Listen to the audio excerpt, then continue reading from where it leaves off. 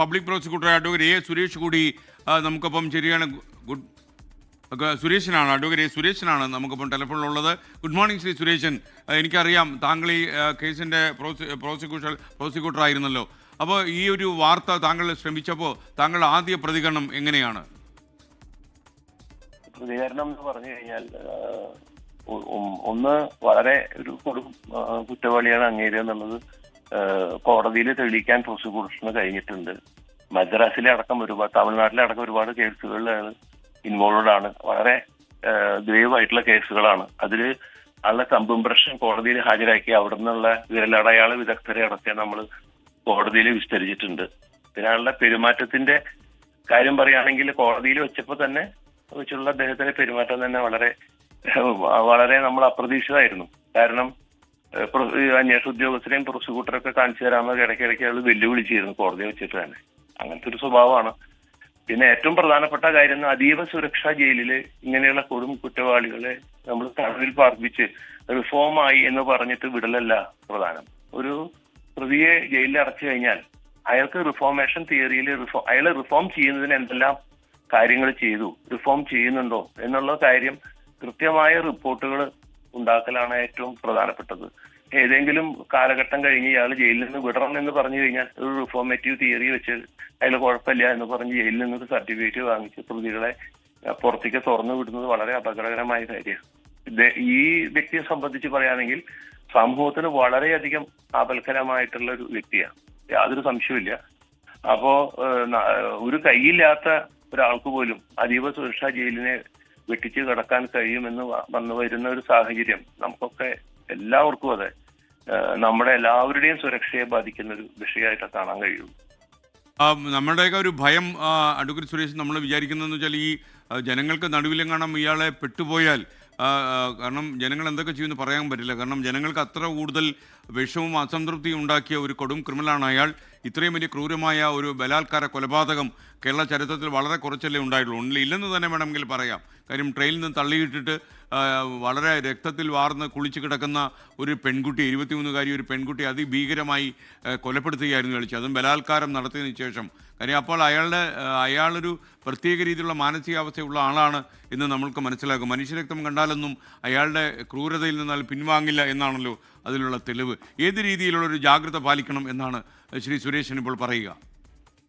ജയിലിനകത്തുള്ള ജാഗ്രതയെക്കാട്ടിൽ കൂടുതൽ നമുക്ക് ജയിലിന് പുറത്തും ജാഗ്രത വേണം. അന്ന് കേരള ഹൈക്കോടതിയിലെ ബഹുമാനപ്പെട്ട അന്നത്തെ ജഡ്ജിമാരായിരുന്ന ജസ്റ്റിസ് രാമേന്ദ്രൻ നായർ, ജസ്റ്റിസ് കമാൽ പാഷ, അവരുടെ അതിൽ ഗൈഡ് ലൈൻസ് വരെ ഇറക്കിയിട്ടുണ്ട്. എങ്ങനെയാകണം ഒരു ഇങ്ങനെയുള്ള സാഹചര്യത്തിൽ റെയിൽവേയും നമ്മുടെ പൊതുസമൂഹവും സർക്കാരൊക്കെ പാലിക്കേണ്ട ചട്ടങ്ങളാണ്. അതൊന്നും ഇതുവരെ ആയിട്ടില്ല. ഇപ്പോഴും നമുക്ക് നിർബാധം നമ്മുടെ ട്രെയിനുകളിൽ എത്ര തരത്തിലുള്ള ഏതൊക്കെ തരത്തിലുള്ള കുറ്റകൃത്യങ്ങൾ സംഭവിക്കുന്നു, ഒരു സംരക്ഷണമില്ല. റെയിൽവേ സ്റ്റേഷനാണെങ്കിലും പരിസരമാണെങ്കിലും നമുക്കൊന്നും ഇപ്പോഴും അതിന്റെ ഒരു പരിസരത്തേക്ക് പോലും നമുക്ക് എത്തിക്കാൻ കഴിഞ്ഞിട്ടില്ല നമ്മുടെ സുരക്ഷാ വിഭാഗത്തിന്.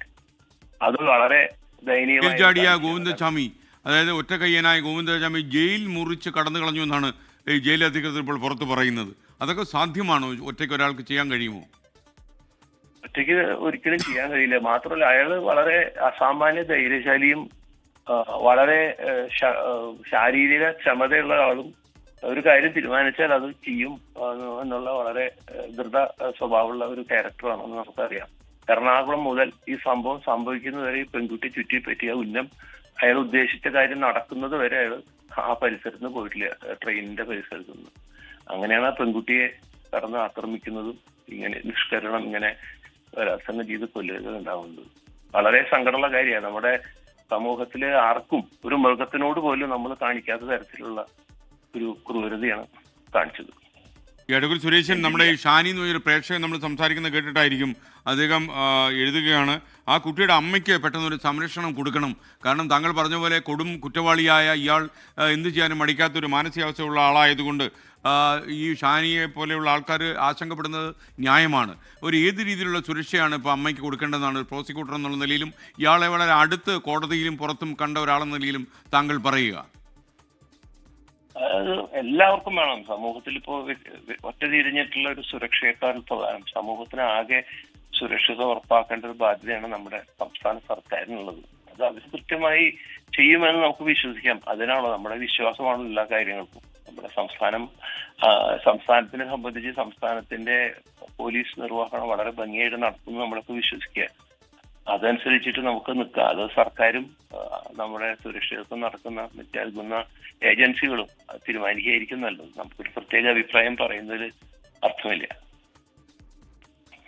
Thank you advocate Sureshan. അദ്ദേഹമായിരുന്നു പബ്ലിക് പ്രോസിക്യൂട്ടർ. അദ്ദേഹത്തിന് ഈ ഗോവിന്ദസ്വാമി എന്ന് പറയുന്ന ഈ ക്രൂരനായ കുറ്റവാളിയുടെ പ്രകൃതം എന്താണെന്ന് അദ്ദേഹം നമ്മോട് പറഞ്ഞു. അതുകൊണ്ട് തന്നെ എല്ലാവിധമായ ജാഗ്രതകളും ഒറ്റയ്ക്ക് മാത്രമല്ല, സൗമ്യയുടെ അമ്മ സുമതിക്ക് മാത്രമല്ല, എല്ലാവർക്കും ഇത് കേസ് വാദിച്ച അഭിഭാഷകർ ഉൾപ്പെടെ എല്ലാവർക്കും സംരക്ഷണം കൊടുക്കേണ്ട ബാധ്യതയുണ്ട്. കാര്യം വലിയൊരു അപകടമാണ് ജയിലിൻ്റെ കമ്പികൾ പൊളിച്ച് പുറത്തേക്ക് വന്നിരിക്കുന്നത്. പക്ഷേ ഈ ഒറ്റക്കയ്യൻ എങ്ങനെ കമ്പികൾ മുറിച്ച് അയാൾ ജയിലിൽ ചാടിയെന്നും ആകാശവാണിയുടെ മതിൽ അയാൾ എങ്ങനെ ചാടിക്കടന്നും വളരെ കരുത്തനായ ഒരു കുറ്റവാളി തന്നെയാണ് അയാളെന്നാണ് പ്രോസിക്യൂട്ടർ സാക്ഷ്യപ്പെടുന്നത്. അതുകൊണ്ട് തന്നെ എല്ലാവിധമായ മുൻകരുതലുകളും വേണം. അദ്ദേഹത്തെ ഈ കുറ്റവാളി എവിടെയെങ്കിലും വെച്ച് കണ്ടുമുട്ടിയാൽ അറിയിക്കേണ്ട ഒരു മൊബൈൽ നമ്പർ ഇപ്പോൾ പ്രസിദ്ധപ്പെടുത്തിയിട്ടുണ്ട്. ആ നമ്പറിലേക്ക് വിളിച്ചു പറയണം. ഒരു കാരണവശാലും ജനങ്ങൾ നിയമം കയ്യിലെടുക്കരുത്. നിയമത്തിന് അയാളെ വിട്ടുകൊടുക്കുക. ഇപ്പോൾ അയാൾ ജീവപര്യന്തം തടവിന് സെൻട്രൽ ജയിലിൽ കഴിയുകയായിരുന്നു. മാത്രമല്ല തമിഴ്നാട്ടിൽ ബിരുദാചലം സ്വദേശിയാണ് ഇയാൾ. ഇയാളെ ചാർലി തോമസ് എന്ന പേരിൽ ഇയാൾക്കെതിരെ ഒരുപാട് കുറ്റങ്ങൾ തമിഴ്നാട് പോലീസ് രേഖകളിലും ഉണ്ട്. തമിഴ്നാട് സർക്കാരിനെ, തമിഴ്നാട് പോലീസിനെയും കേരള പോലീസ് വിവരം അറിയിച്ചിട്ടുണ്ട്. കാരണം ഇയാൾ ഒരുപാട് ദൂരെ പോകാനുള്ള സാധ്യതയില്ല. പക്ഷേ എന്നാൽ ഇയാളൊരു കൊടും കുറ്റവാളി, കടുത്ത ക്രിമിനൽ ആയതുകൊണ്ട് തന്നെ എങ്ങനെ വേണമെങ്കിലും ഇയാൾ പെരുമാറും, എന്ത് വേണമെങ്കിലും അയാൾ ചെയ്യും എന്നുള്ളത് കൊണ്ട് നമ്മൾ സാധാരണയിൽ കവിഞ്ഞ ജാഗ്രത ഈ കാര്യത്തിൽ പാലിക്കണം. ഇപ്പോൾ വ്യാപകമായ തെരച്ചിൽ ഇപ്പോൾ പോലീസ് നടത്തുകയാണ്. അടഞ്ഞു കിടക്കുന്ന കെട്ടിടങ്ങളിലും ഒറ്റതിരിഞ്ഞ് കിടക്കുന്ന കെട്ടിടങ്ങളിലും ഒക്കെ തന്നെ പോലീസ് പരിശോധന നടത്തുമെന്നാണ് നമുക്ക് ലഭിക്കുന്ന വിവരം.